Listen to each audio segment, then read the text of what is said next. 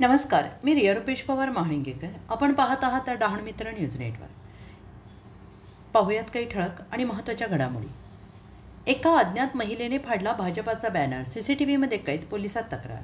पालघर शहरातील मनोरोड परिसरात असलेल्या भारतीय जनता पक्षाच्या कार्यालयासमोर लावलेला बॅनर अज्ञात महिलेनं फाडल्याची धक्कादायक घटना घडली असून ही घटना परिसरातील सीसीटीव्ही कॅमेऱ्यामध्ये कैद झाली आहे आणि या प्रकारामुळे भाजपाच्या कार्यकर्त्यांमध्ये तीव्र नाराजी आणि संतापाचं वातावरण निर्माण झालं आहे.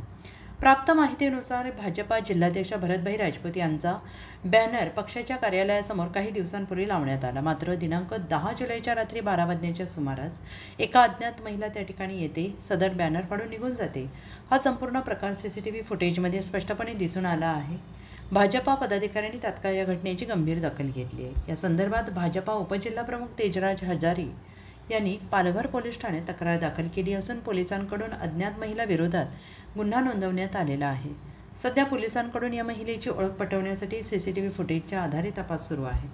या प्रकारामुळे भाजपामध्ये संतापाची लाट उसळली असून हा केवळ बॅनर फाडण्याचा प्रकार नसून पक्षाची प्रतिमा मलिन करण्याचा प्रयत्न असल्याचा आरोप भाजपाच्या कार्यकर्त्यांकडून करण्यात येत आहे. दरम्यान पोलिसांनी घटनेचं गांभीर्य लक्षात घेऊन लवकरच संबंधित आरोपीस ओळखून योग्य ती कारवाई केली जाईल असं आश्वासन दिलं आहे.